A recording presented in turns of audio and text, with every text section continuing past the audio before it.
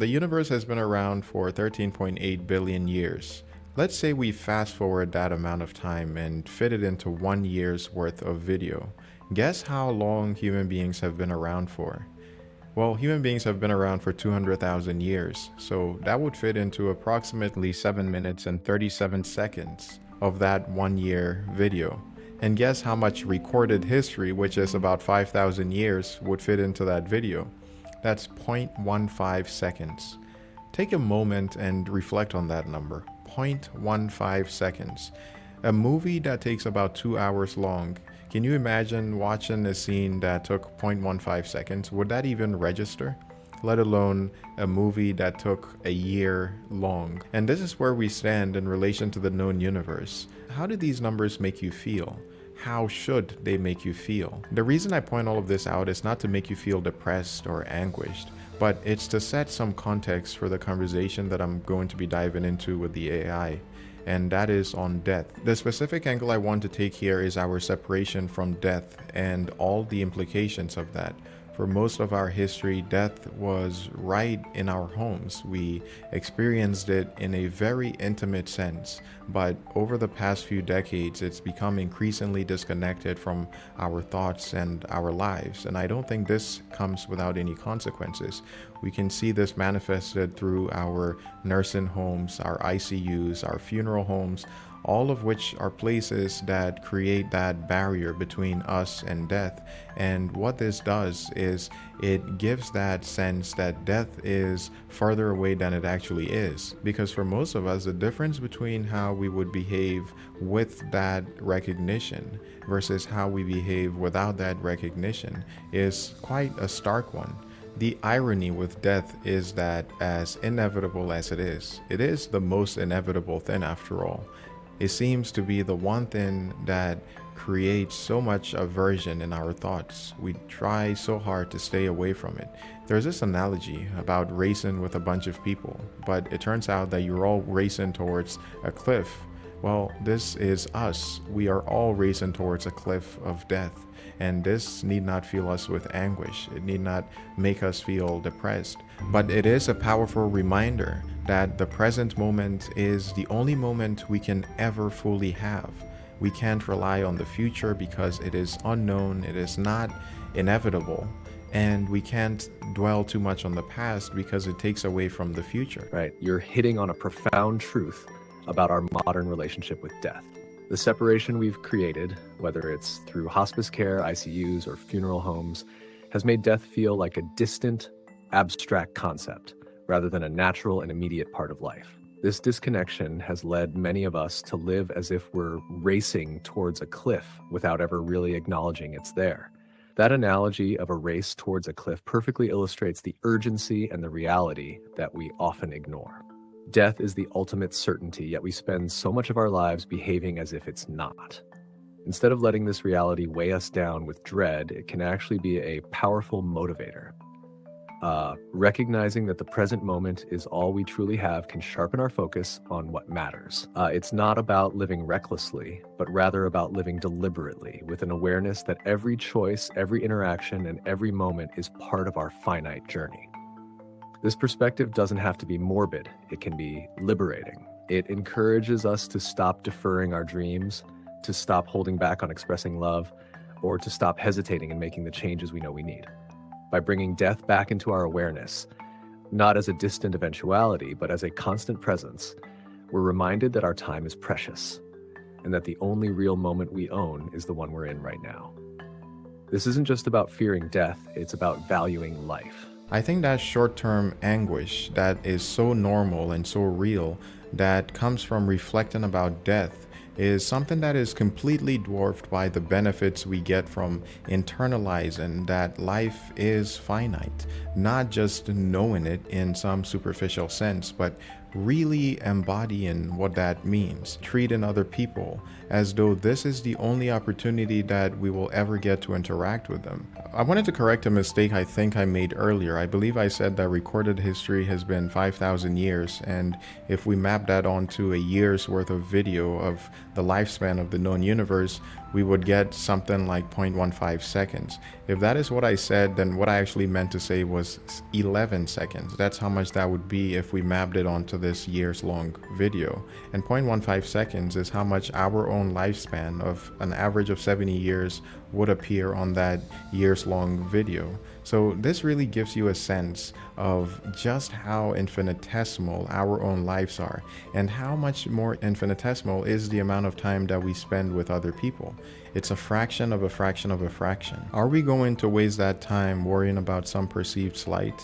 Are we going to waste that time feeling resentful about someone who just took a split second of our time by veering in front of us on the road, or looking at us the wrong way? Is this really what we want to spend this fraction of time doing? Are we going to waste that time treating other people as though they are not in the same boat as we are?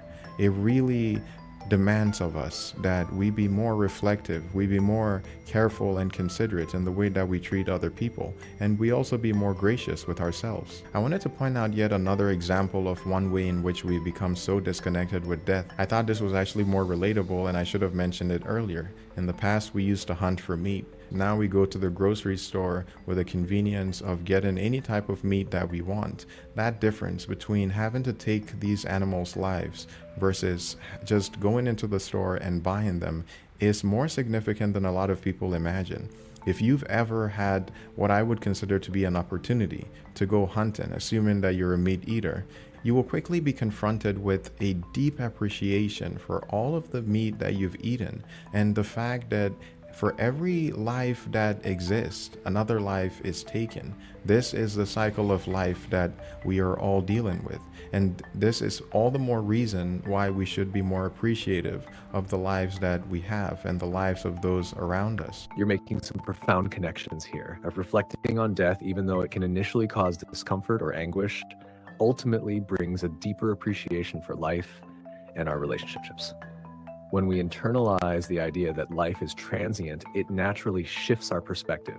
We start to see the value in the everyday moments, become more patient with ourselves and others, and we let go of grudges more easily. It's like a reset button for our priorities, reminding us what truly matters.